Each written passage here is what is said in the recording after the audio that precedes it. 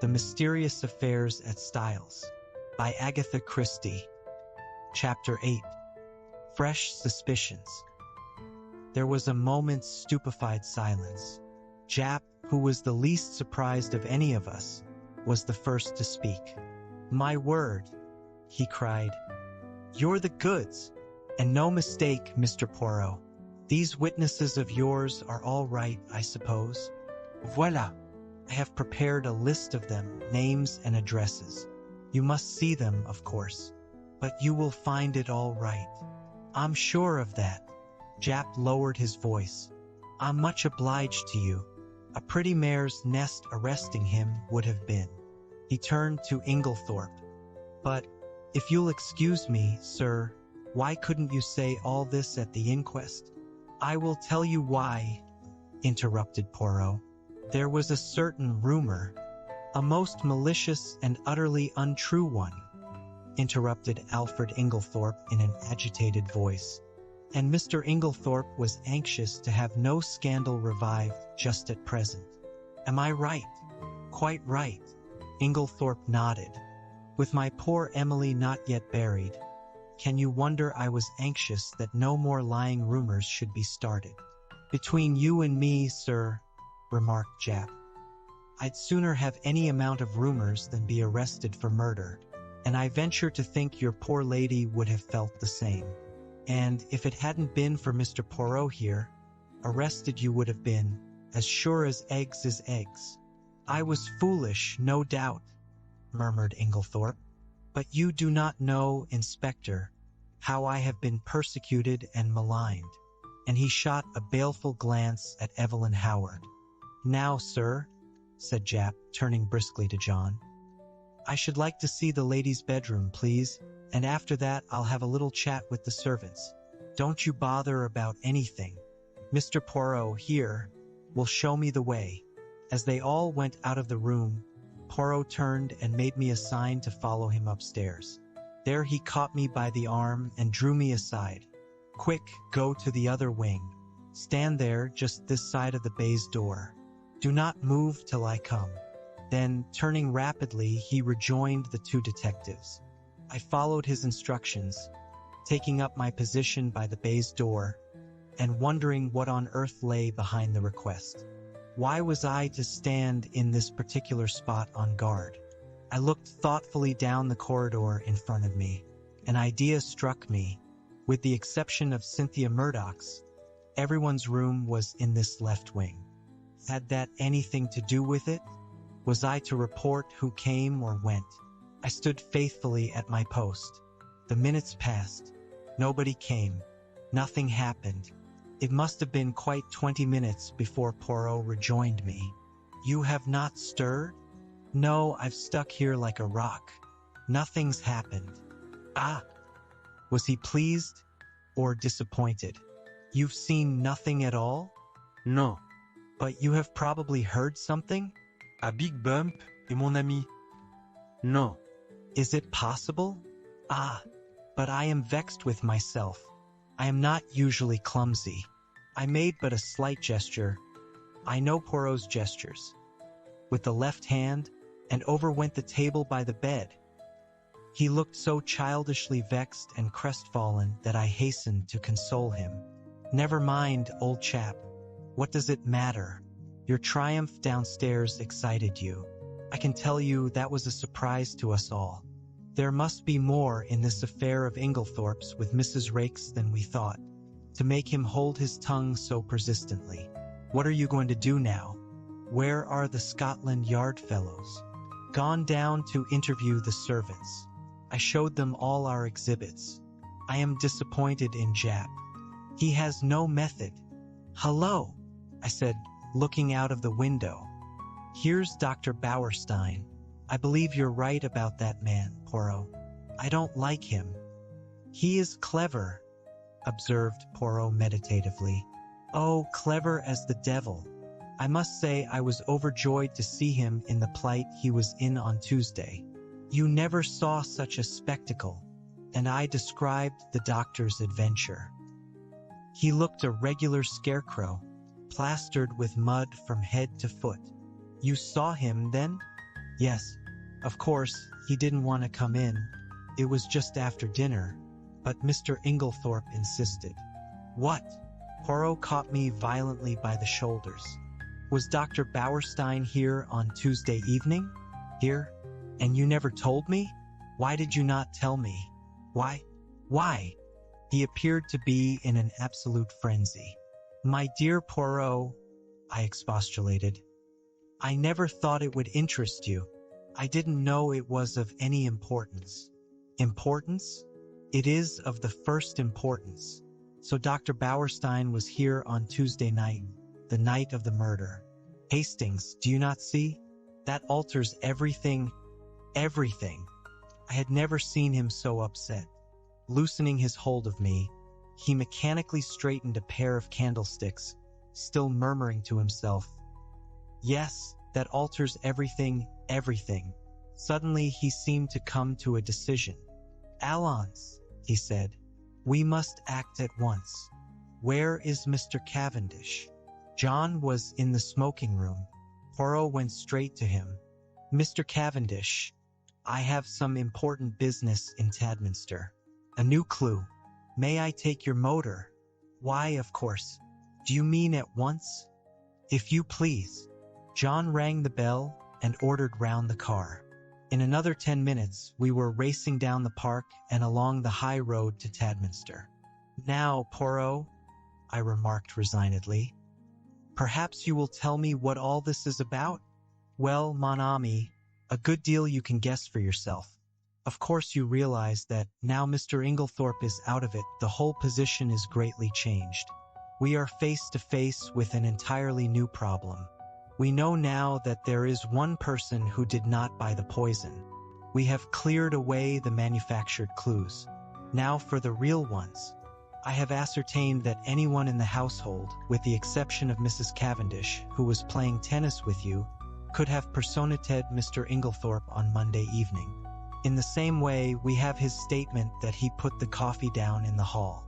No one took much notice of that at the inquest, but now it has a very different significance. We must find out who did take that coffee to Mrs. Inglethorpe eventually, or who passed through the hall whilst it was standing there. From your account, there are only two people whom we can positively say did not go near the coffee, Mrs. Cavendish and Mademoiselle Cynthia. Yes, that is so. I felt an inexpressible lightening of the heart. Mary Cavendish could certainly not rest under suspicion. In clearing Alfred Inglethorpe, continued Poirot, I have been obliged to show my hand sooner than I intended. As long as I might be thought to be pursuing him, the criminal would be off his guard. Now he will be doubly careful. Yes, doubly careful. He turned to me abruptly. Tell me, Hastings, you yourself, have you no suspicions of anybody? I hesitated. To tell the truth, an idea wild and extravagant in itself had once or twice that morning flashed through my brain. I had rejected it as absurd. Nevertheless, it persisted. You couldn't call it a suspicion, I murmured. It's so utterly foolish. Come now, urged Poirot encouragingly. Do not fear. Speak your mind. You should always pay attention to your instincts. Well then, I blurted out, it's absurd, but I suspect Miss Howard of not telling all she knows. Miss Howard? Yes.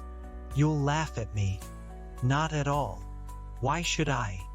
I can't help feeling, I continued blunderingly, that we've rather left her out of the possible suspects, simply on the strength of her having been away from the place.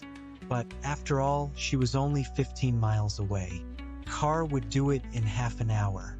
Can we say positively that she was away from Styles on the night of the murder? Yes, my friend, said Poirot unexpectedly. We can. One of my first actions was to ring up the hospital where she was working. Well, I learnt that Miss Howard had been on afternoon duty on Tuesday, and that, a convoy coming in unexpectedly, she had kindly offered to remain on night duty, which offer was gratefully accepted. That disposes of that. Oh, I said, rather nonplussed. Really? I continued. It's her extraordinary vehemence against Inglethorpe that started me off suspecting her. I can't help feeling she'd do anything against him, and I had an idea she might know something about the destroying of the will. She might have burnt the new one, mistaking it for the earlier one in his favor. She is so terribly bitter against him. You consider her vehemence unnatural? Yes. She is so very violent. I wondered really whether she is quite sane on that point. Poirot shook his head energetically. No, you are on a wrong tack there. There is nothing weak-minded or degenerate about Miss Howard. She is an excellent specimen of well-balanced English beef and brawn. She is sanity itself. Yet her hatred of Inglethorpe seems almost a mania. My idea was, a very ridiculous one, no doubt, that she had intended to poison him, and that, in some way, Mrs. Inglethorpe got hold of it by mistake. But I don't at all see how it could have been done. The whole thing is absurd and ridiculous to the last degree. Still, you are right in one thing. It is always wise to suspect everybody until you can prove logically, and to your own satisfaction, that they are innocent. Now, what reasons are there against Miss Howard's having deliberately poisoned Mrs. Inglethorpe? Why, she was devoted to her, I exclaimed. Cha! Cried Poirot irritably. You argue like a child. If Miss Howard were capable of poisoning the old lady, she would be quite equally capable of simulating devotion. No, we must look elsewhere. You are perfectly correct in your assumption that her vehemence against Alfred Inglethorpe is too violent to be natural, but you are quite wrong in the deduction you draw from it. I have drawn my own deductions, which I believe to be correct, but I will not speak of them at present. He paused a minute, then went on. Now, to my way of thinking, there is one insuperable objection to Miss Howard's being the murderess, and that is, that in no possible way could Mrs. Inglethorpe's death benefit Miss Howard. Now there is no murder without a motive. I reflected. Could not Mrs. Inglethorpe have made a will in her favor? Poirot shook his head. But you yourself suggested that possibility to Mr. Wells? Poirot smiled. That was for a reason. I did not want to mention the name of the person who was actually in my mind. Miss Howard occupied very much the same position, so I used her name instead. Still, Mrs. Inglethorpe might have done so. Why, that will, made on the afternoon of her death may. But Poirot's shake of the head was so energetic that I stopped. No, my friend, I have certain little ideas of my own about that will. But I can tell you this much, it was not in Miss Howard's favor. I accepted his assurance, though I did not really see how he could be so positive about the matter. Well, I said with a sigh, we will acquit Miss Howard then. It is partly your fault that I ever came to suspect her. It was what you said about her evidence at the inquest that set me off. Poirot looked puzzled. What did I say about her evidence at the inquest? Don't you remember? When I cited her and John Cavendish as being above suspicion. Oh, yes. He seemed a little confused, but recovered himself. By the way, Hastings, there is something I want you to do for me. Certainly. What is it? Next time you happen to be alone with Lawrence Cavendish, I want you to say this to him. I have a message for you, from Poirot. He says, find the extra coffee cup, and you can rest in peace. Nothing more, nothing less. Find the extra coffee cup, and you can rest in peace. Is that right? I asked, much mystified. Excellent. But what does it mean? That I will leave you to find out. You have access to the facts. Just say that to him and see what he says. Very well, but it's all extremely mysterious. We were running into Tadminster now, and Poirot directed the car to the analytical chemist. Poirot hopped down briskly and went inside. In a few minutes he was back again. There, he said, that is all my business. What were you doing there? I asked in lively curiosity. I left something to be analyzed. Yes, but what? The sample of cocoa I took from the saucepan in the bedroom. But that has already been tested, cried stupefied. Dr. Bauerstein had it tested, and you yourself laughed at the possibility of there being strychnine in it. I know Dr. Bauerstein had it tested, replied Poirot quietly.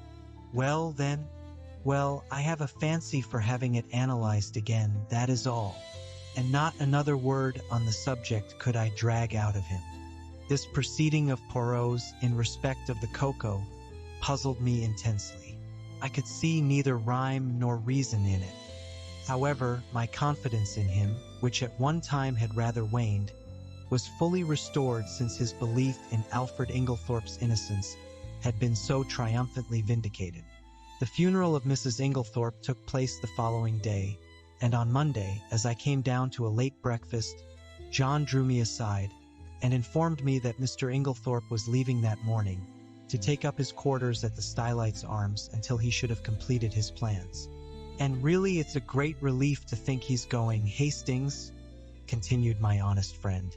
It was bad enough before, when we thought he'd done it, but I'm hanged if it isn't worse now, when we all feel guilty for having been so down on the fellow. The fact is, we've treated him abominably. Of course, things did look black against him.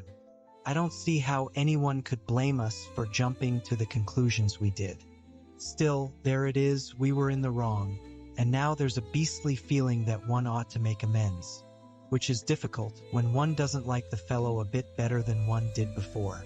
The whole thing's damned awkward, and I'm thankful he's had the tact to take himself off. It's a good thing Styles wasn't the matters to leave to him.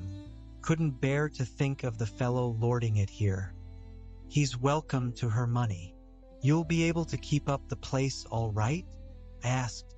Oh yes, there are the death duties, of course, but half my father's money goes with the place, and Lawrence will stay with us for the present, so there is his share as well. We shall be pinched at first, of course, because, as I once told you, I am in a bit of a hole financially myself. Still, the Johnnies will wait now. In the general relief at Inglethorpe's approaching departure, we had the most genial breakfast we had experienced since the tragedy.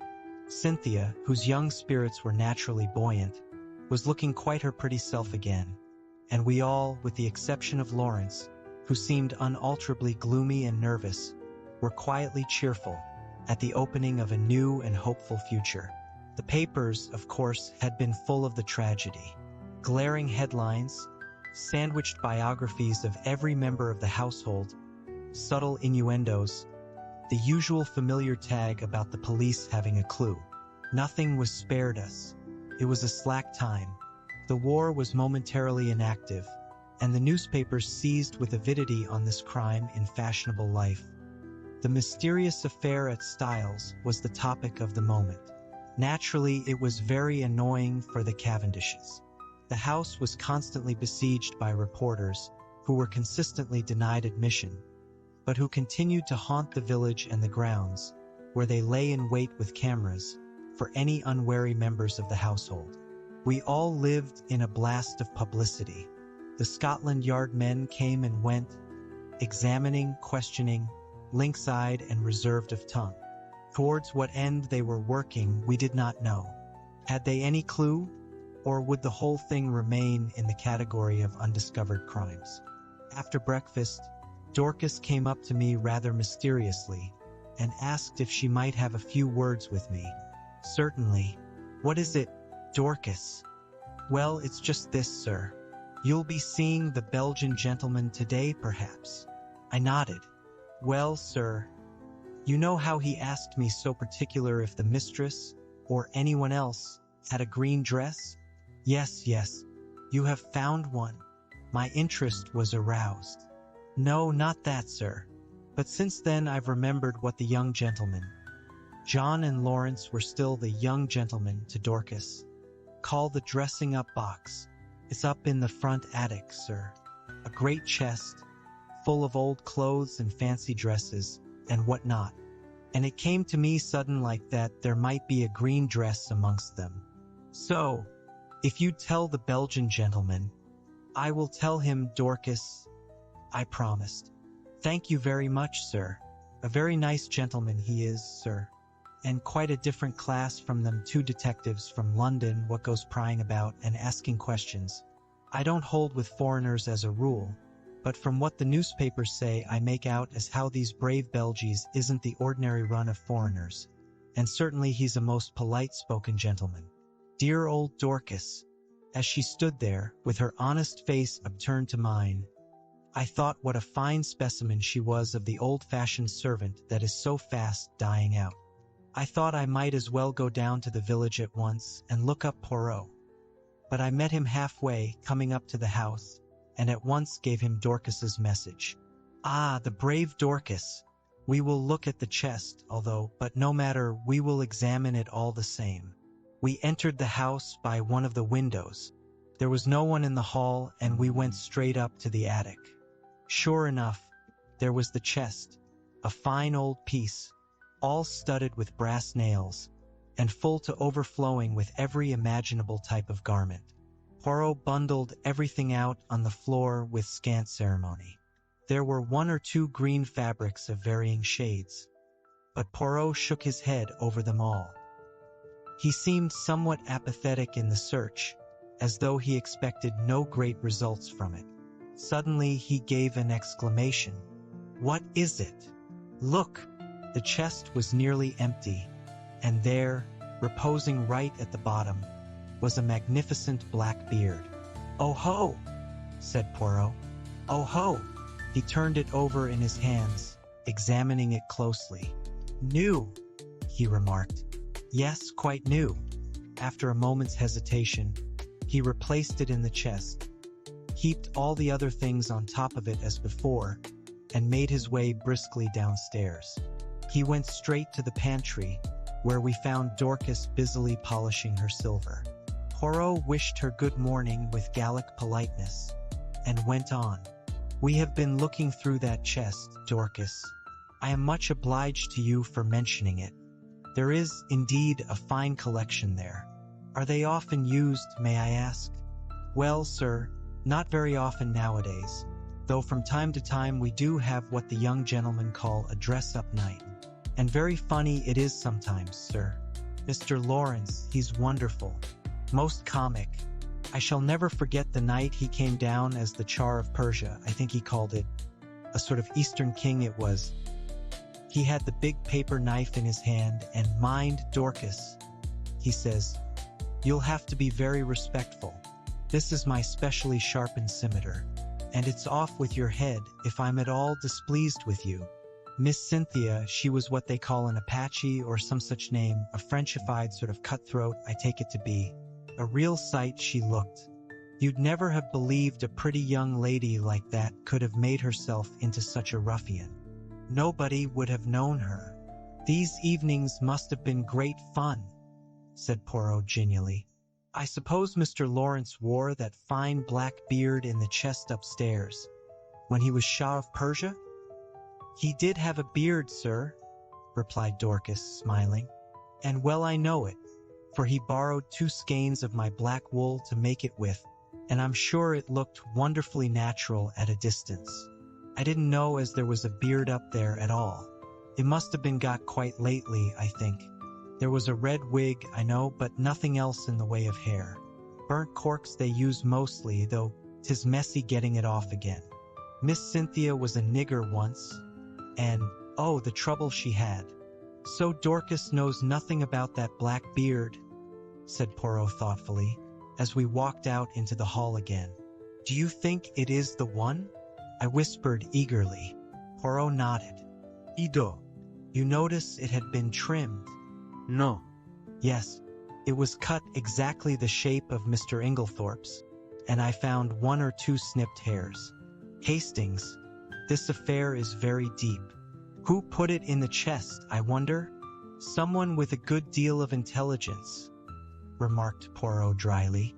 You realize that he chose the one place in the house to hide it where its presence would not be remarked? Yes, he is intelligent. But we must be more intelligent. We must be so intelligent that he does not suspect us of being intelligent at all. I acquiesced. There, mon ami, you will be of great assistance to me. I was pleased with the compliment. There had been times when I hardly thought that Poirot appreciated me at my true worth. Yes, he continued, staring at me thoughtfully. You will be invaluable. This was naturally gratifying, but Poirot's next words were not so welcome. I must have an ally in the house, he observed reflectively. You have me, I protested. True, but you are not sufficient. I was hurt and showed it. Poirot hurried to explain himself. You do not quite take my meaning. You are known to be working with me. I want somebody who is not associated with us in any way. Oh, I see. How about John? No, I think not. The dear fellow isn't perhaps very bright, I said thoughtfully. Here comes Miss Howard, said Poirot suddenly. She is the very person. But I am in her black books, since I cleared Mr. Inglethorpe. Still, we can but try. With a nod that was barely civil, Miss Howard assented to Poirot's request for a few minutes' conversation. We went into the little morning room, and Poirot closed the door. Well, Monsieur Poirot, said Miss Howard impatiently. What is it? Out with it. I'm Bousset. Do you remember, mademoiselle, that I once asked you to help me? Yes, I do. The lady nodded. And I told you I'd help you with pleasure to hang Alfred Inglethorpe. Ah.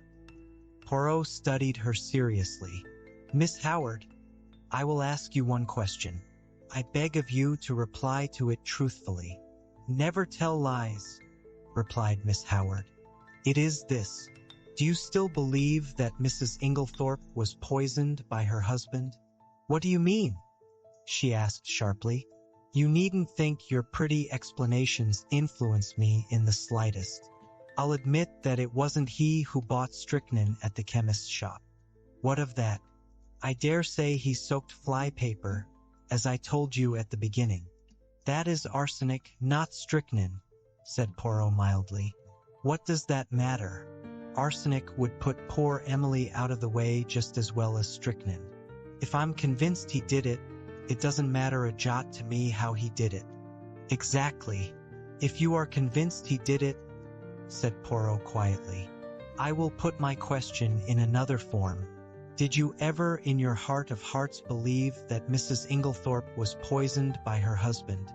Good heavens, cried Miss Howard. Haven't I always told you the man is a villain? Haven't I always told you he would murder her in her bed? Haven't I always hated him like poison? Exactly, said Poirot. That bears out my little idea entirely. What little idea? Miss Howard, do you remember a conversation that took place on the day of my friend's arrival here?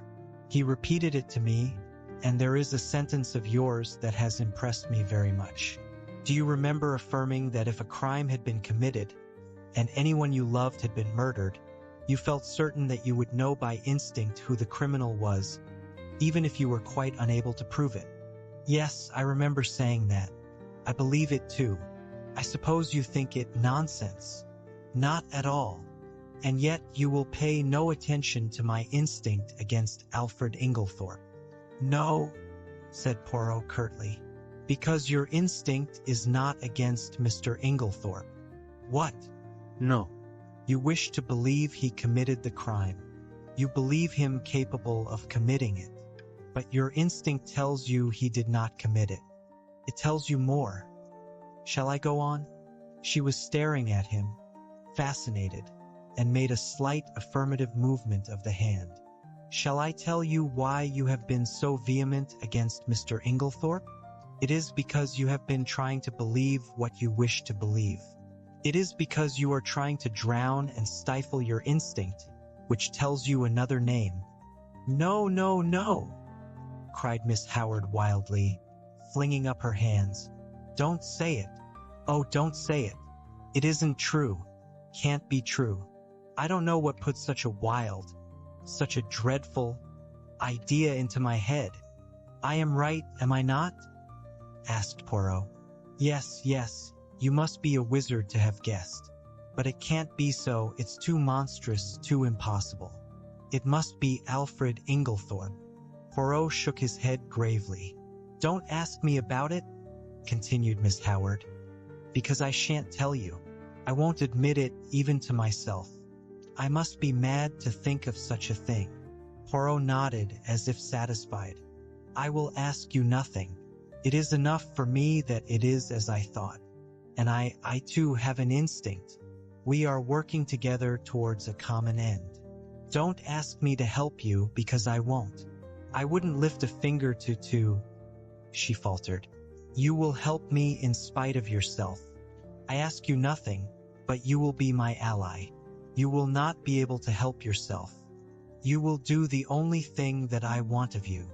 And that is, you will watch. Evelyn Howard bowed her head. Yes, I can't help doing that. I am always watching, always hoping I shall be proved wrong. If we are wrong, well and good, said Poirot. No one will be more pleased than I shall. But if we are right, Miss Howard, on whose side are you then? I don't know. Come now. It could be hushed up. There must be no hushing up. But Emily herself, she broke off. Miss Howard, said Poirot gravely, this is unworthy of you. Suddenly she took her face from her hands. Yes, she said quietly. That was not Evelyn Howard who spoke. She flung her head up proudly. This is Evelyn Howard, and she is on the side of justice. Let the cost be what it may. And with these words, she walked firmly out of the room. There, said Poirot, looking after her, goes a very valuable ally. That woman, Hastings, has got brains as well as a heart. I did not reply. Instinct is a marvelous thing, mused Poirot. It can neither be explained nor ignored. You and Miss Howard seem to know what you are talking about, I observed coldly. Perhaps you don't realize that I am still in the dark. Really? Is that so, mon ami? Yes. Enlighten me. Will you? Poirot studied me attentively for a moment or two. Then, to my intense surprise, he shook his head decidedly. No, my friend. Oh, look here, why not? 2 is enough for a secret. Well, I think it is very unfair to keep back facts from me. I am not keeping back facts. Every fact that I know is in your possession. You can draw your own deductions from them. This time it is a question of ideas. Still, it would be interesting to know. Poirot looked at me very earnestly.